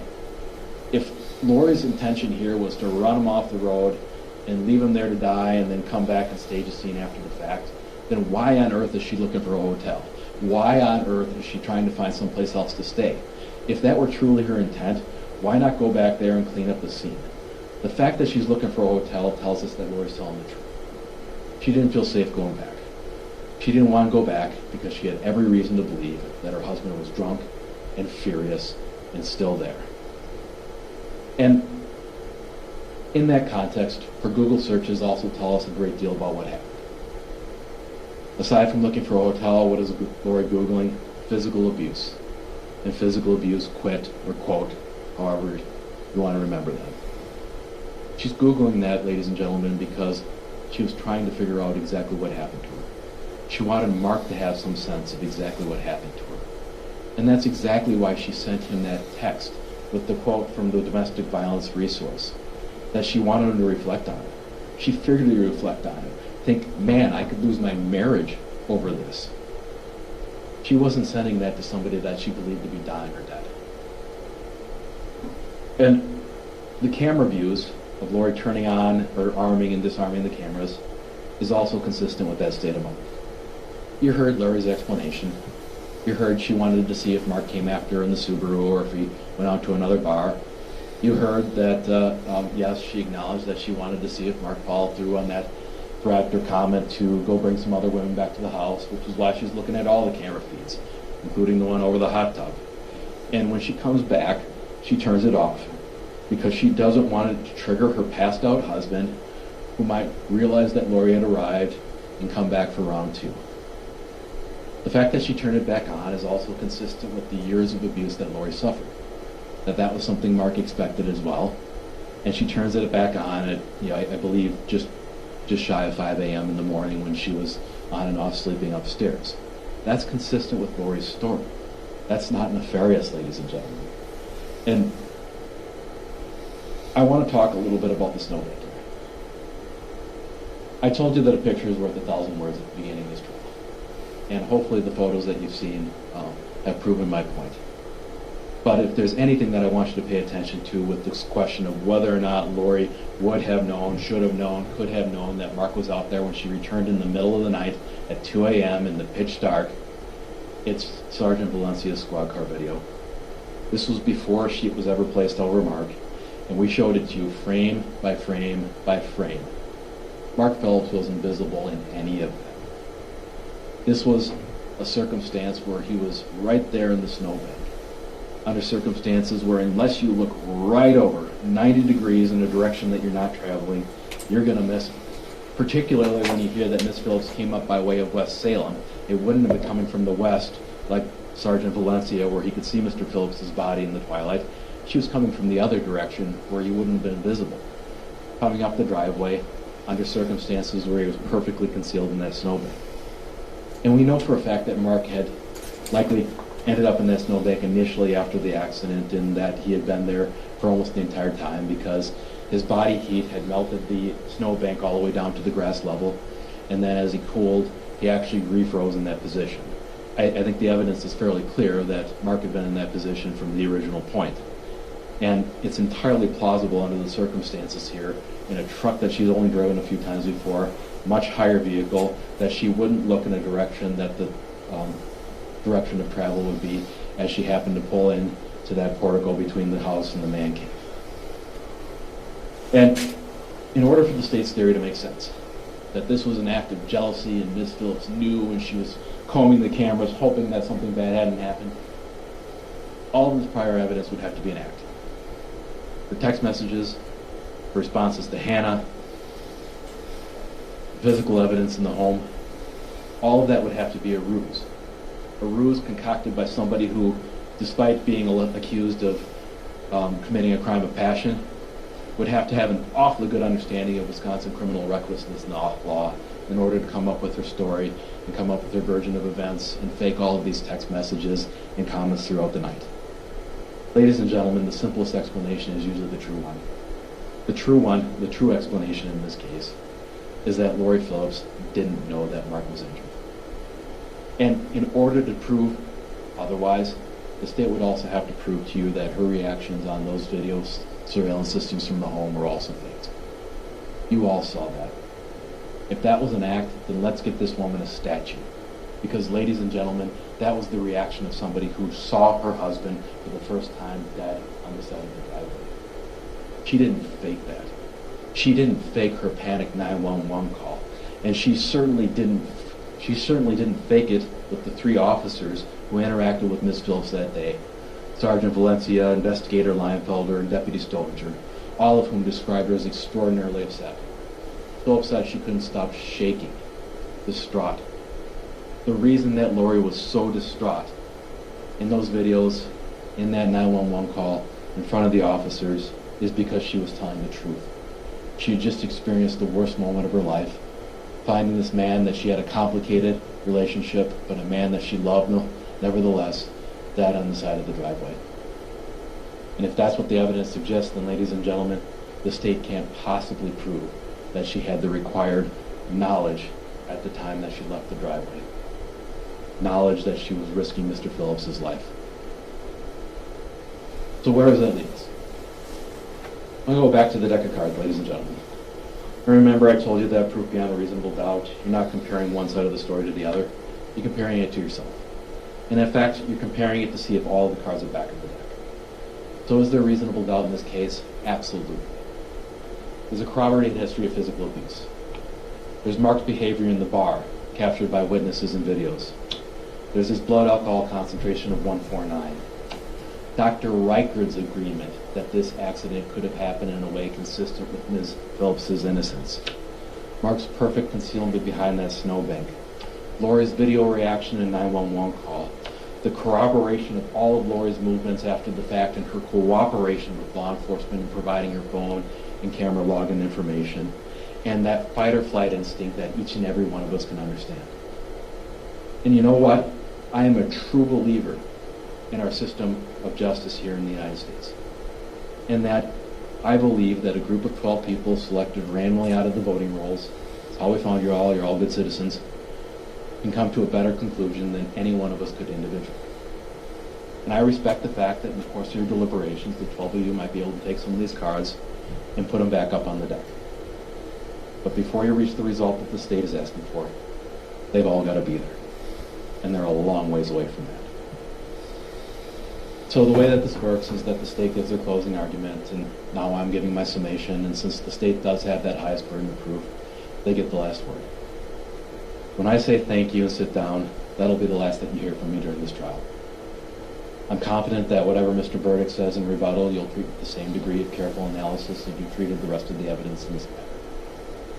So, if there's any one thought or theme that I want to leave you with as you go into your deliberations, I want to bring you back to that final confrontation outside of the dock. Mark has Lori slammed up against the truck, and you heard her testify that she raised her voice. Stop, Mark. Stop. You've done enough tonight. hoping that the people in the parking lot will come to her rescue, hoping that somebody would put a stop to it. Nobody did. Nobody came to her rescue at the home. Ladies and gentlemen, the 12 of you who deliberated have the power to come to her rescue 12 years after the fact. You have the power to say that what happened to Mark was awful. It was tragic, but it wasn't a homicide. Lori Phillips is not a murderer. The only proper verdict in this case is not guilty. Thank you for your time. Thank you for your attention. And thank you for your service in this case. Thank you, Mr. Zacher. We have rebuttal. Usually it doesn't take as long. Is everybody okay? All right. Mike, go ahead.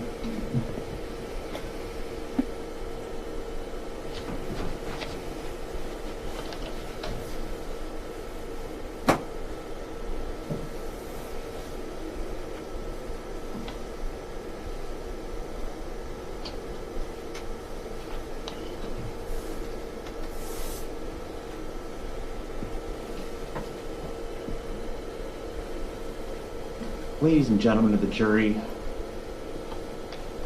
I want to start off with some of Attorney Zacher's points, and I'm going to kind of work through, and I get an opportunity to address his points with the last word. Attorney Zacher starts by saying that there's overwhelming evidence, or I guess not starts, but he says there's overwhelming evidence that Ms. Phillips didn't know that she caused the injury to Mr. Phillips. Ms. Phillips would have you believe that she was so scared, she was in such the heat of the moment, that she was unable to feel or experience anything. If you've hit a small animal, if you've gone over a speed bump, if you've hit a curb, if you've hit a pothole, if you've done any amount of driving, you know what happens when you go over it. You know how your car feels. You know how you experience it in the cabin. You know that moment when you go over the speed bump and the whole car feels like it moves and jars and shakes. What about a 220-pound man? What about a 220-pound man the size of Mark Phillips? You can't say she didn't know. I showed a picture, the exhibit about the trash can's behind the house. She didn't think she hit the trash can. Snowbank, pulled to the side, it tapers off at the end, goes over the little bit of snow there on the end, didn't think she hit a snowbank. That she experienced nothing, felt nothing, heard nothing during that incident is not the truth. That is not accurate. You use your common affairs and understanding of life, you can make that conclusion. There is no way she didn't know. Overwhelming evidence, I would argue, is not true.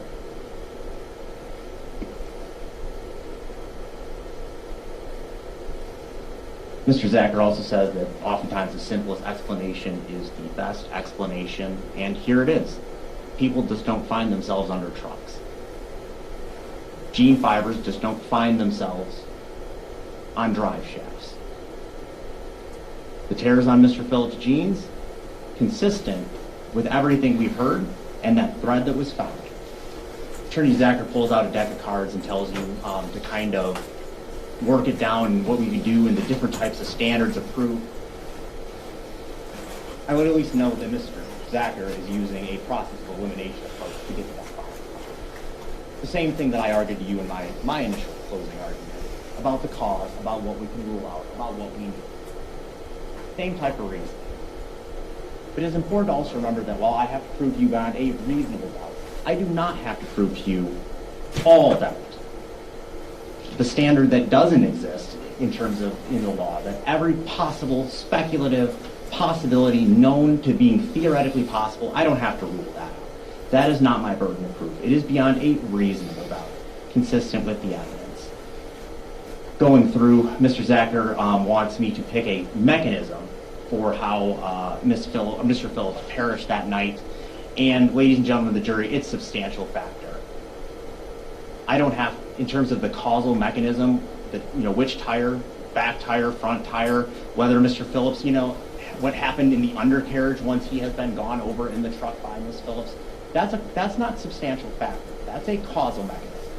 That's somebody were to say, a battery case. I don't have to tell you which fist the person used. It's enough that they caused harm.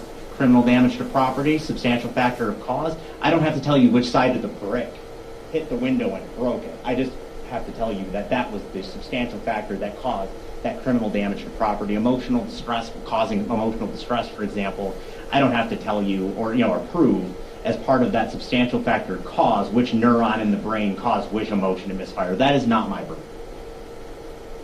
The truck here, the evidence you have, a substantial factor that when that truck, Mr. Phillips' body, it compressed him in the pavement, and it crushed him. And it crushed him on the side. Consistent with the evidence that we saw, we know that Mr. Phillips was in front of that truck. We know that Mr. Phillips is looking or at the driver's side window of that truck. We know that the truck crushed the left side of his body. You're facing the way I'm facing you, I guess I'll turn my back and look ahead. My left, my right. That's looking at the garage. And I'm on the driver's side. And that vehicle passes over me. Which side is it going to crush? It's going to crush my left side. The momentum is going to pull me back. And I'm going to end up down the driveway in that situation. Exactly consistent with where you saw that body. The positioning and everything about it.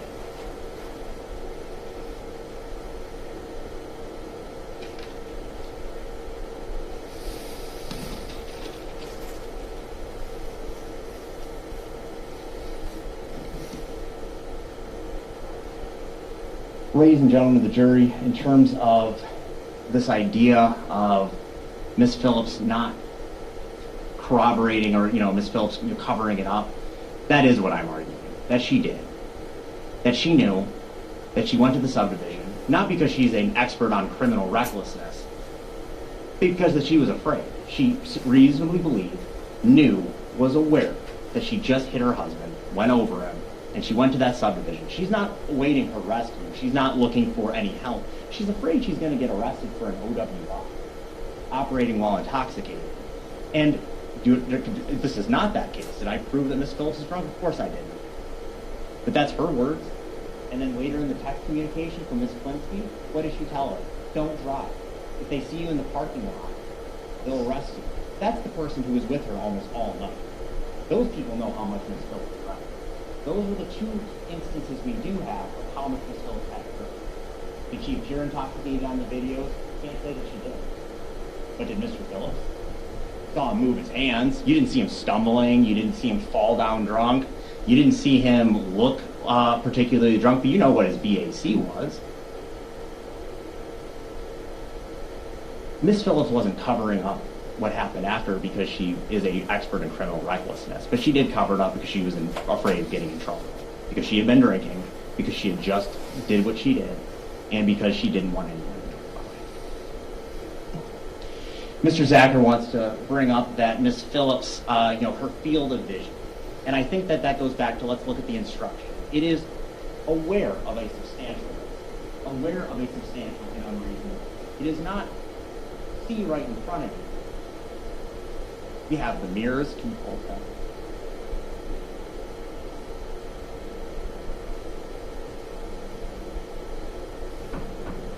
This is the side of the car. The car itself has everything in terms of what we're looking at. We can see that the foot rail doesn't go outside of the tire. We can see that the mirror does, in fact, extend a little bit out of the door. But that's part of the operation of the vehicle. That's a part of what you're aware of. That's a part of the actual vehicle itself, the part that is going to cause that substantial and unreasonable risk. That's what you're aware of. That includes what's around the vehicle. That includes what you know. That includes your rate of speed.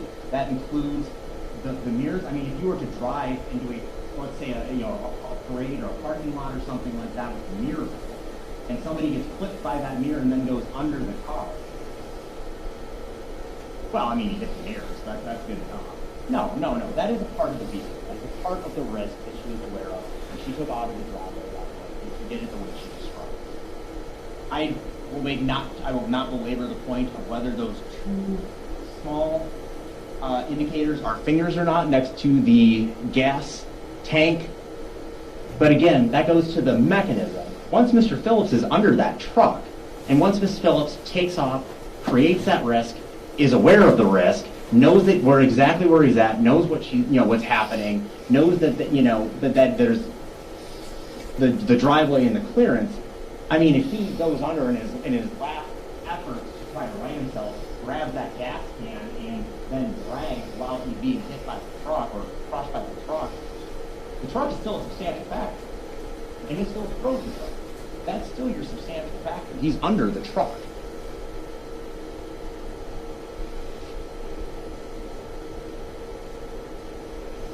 Let's talk about some of the text to Hannah and things like that.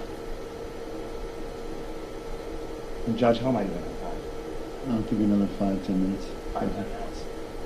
Then I will be brief. The text to Hannah, they show indicia of guilt. Here's why. Because the first text in that chain, the one that happened at the dive bar, is, shit just got real. I'm deleting it. And then you know from cell drive data that she does, in fact, delete that text. Now that's at the dive. That's in the bathroom at the dive bar. That's consistent with the text. But Ms. Phillips says that the reason she had to do that was because Mr. Phillips takes her phone and he looks at it. And she's worried about what's going to happen next. In the days, et cetera, when he gets her phone. So she doesn't delete any of the other texts in the chain. She talks about domestic violence. She talks about, hit. She talks about everything like that. All of those things that would have made Mr. Phillips mad. That whole communication between her and Ms. Plinsky, they're not deleted. She didn't have it. Because she knows. Because she knows what just happened. She knows how things had happened, and now she's trying to create this record. She's getting in touch with Hannah. She's using details that are similar from the dive bar. It's out of context, out of text. While she's doing that, she indicated that she is pulling up her phone and live streaming it. Ms. Phillips' version of events is consistent with somebody who is trying to cover up what had happened. She's creating a record. She's making sure that everybody, that anybody who has the opportunity to see this, that she has, I guess, for lack of a better term, an alibi. Also, she knows that she needs to create a significant enough time period that when she eventually makes her 911 call, she has to be sober. Otherwise, people will start asking questions, and that, based on her statements to Investigator Leinfelder, is what scares her. Knowing what had happened.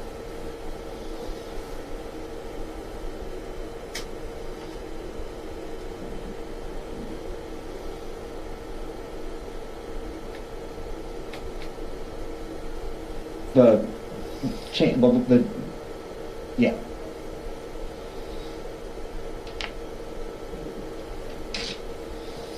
And Judge, this is my last.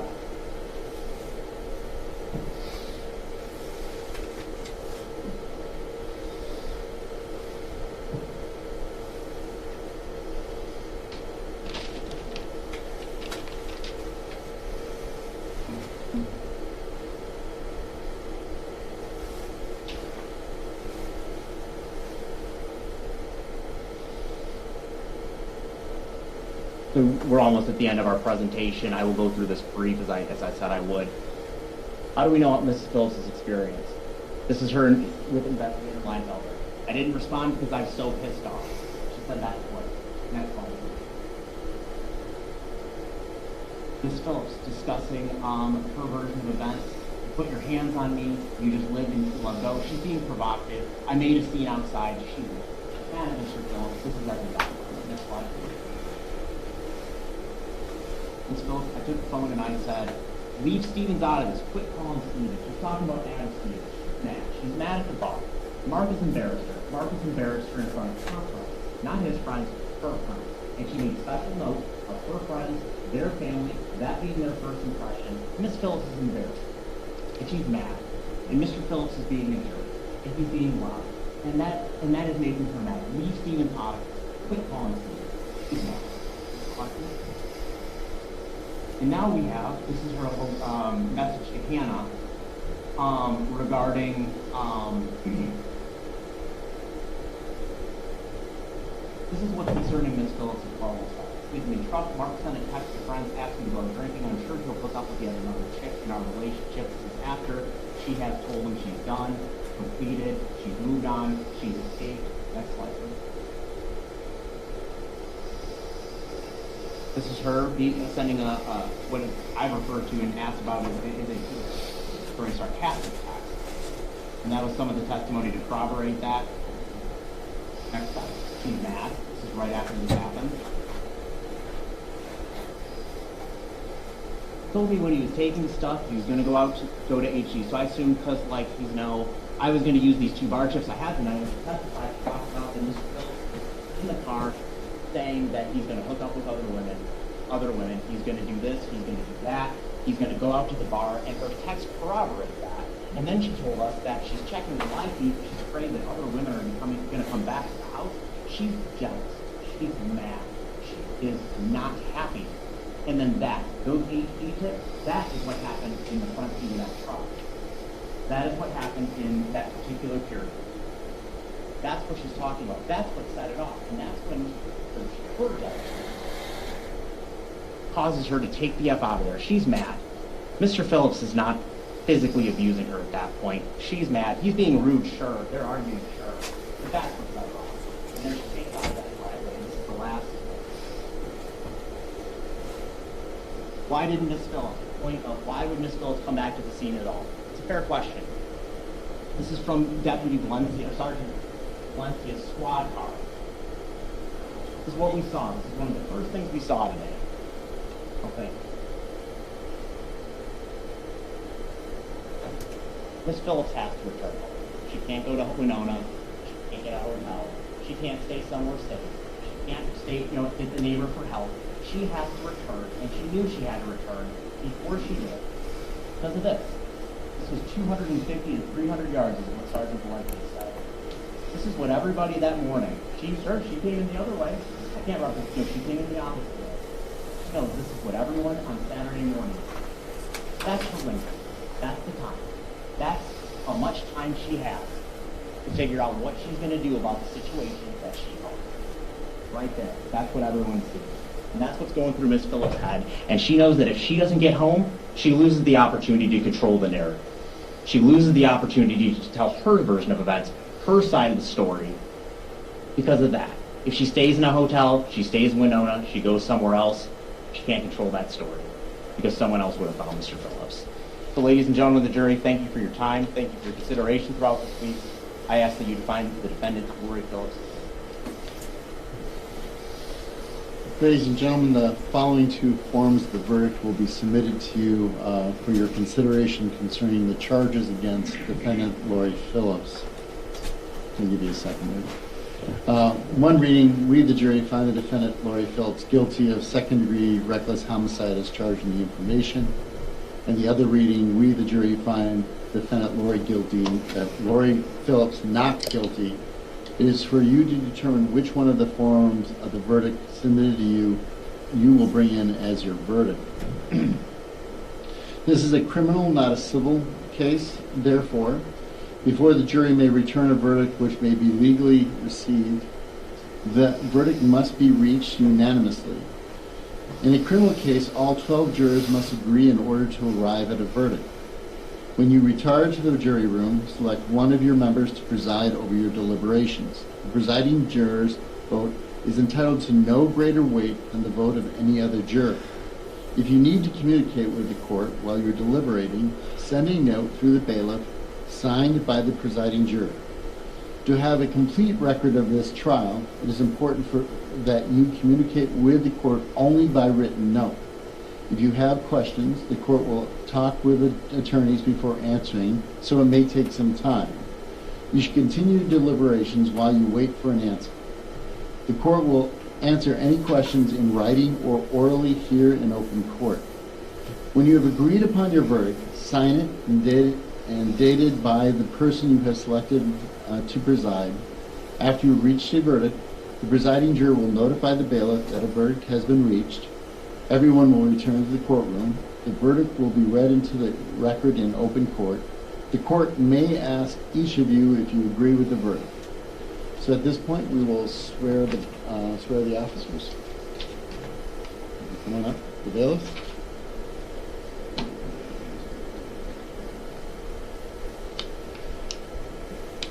Do you swear that you will, to the best of your ability, keep all jurors sworn on this trial together in some private and convenient place until they have agreed on their verdict or are discharged by the court, and that you will not, before they have rendered their verdict, communicate to any person the state of their deliberations or the verdict they have agreed upon.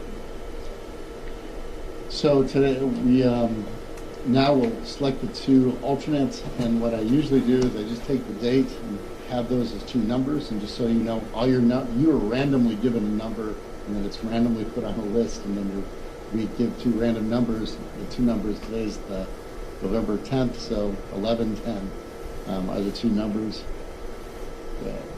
Gavin Martin and Todd Newman. Mr. Martin and Mr. Newman? Oh, that's very odd. You're both at the end. So, you are the alternates. Thank you so much for your jury duty through this. If you'd like me to answer some questions, yeah, you can go ahead and have a seat. I will be out in a bit. We have to take care of a few things to get the jury out.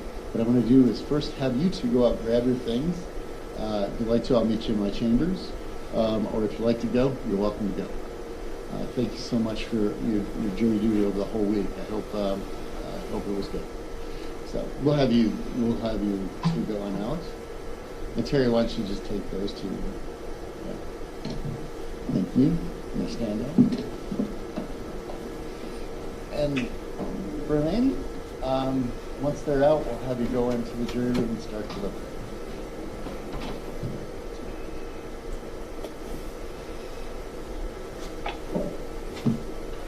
You can start heading out.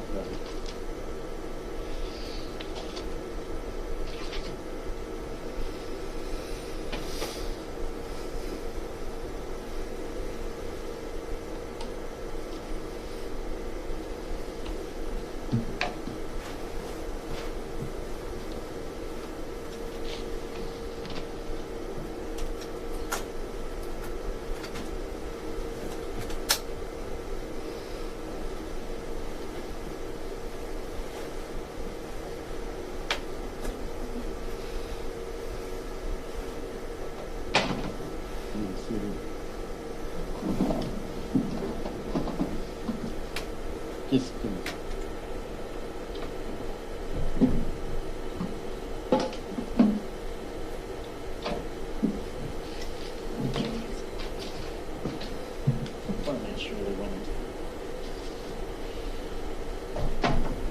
all right. State's perspective, any problem with how I read the jury instructions? No, Your Honor. Defense, any problem with how I read the jury instructions? No, Your Honor. I do apologize every once in a while. My dyslexia kicks in and I read words backwards. Usually exhibits, I don't send any back unless requested. There are a number of photos, obviously, and diagrams. I tend not to send back any type of reports of any sort and transcripts, or videos for that fact. Are there any particular, well, if they are requested, I'll just ask. What I'll do is give us your number. Usually what I do first is just call you, and if it's something like, and we both, both the state and defense agrees, I'll send back the note with whatever they're requesting, or send back the exhibit at that point in time. Sometimes we have to identify what exhibit number they're talking about, which can be a problem. The other thing is, so be available by phone. I'll call you first if we need to. I'll bring you back in court. We can put it on the record and go from there. Anything else from the state? No, Your Honor. Anything further, Mr. Zach? No, Your Honor. Thank you. All right, thank you, everyone. Be available, and we'll go from there.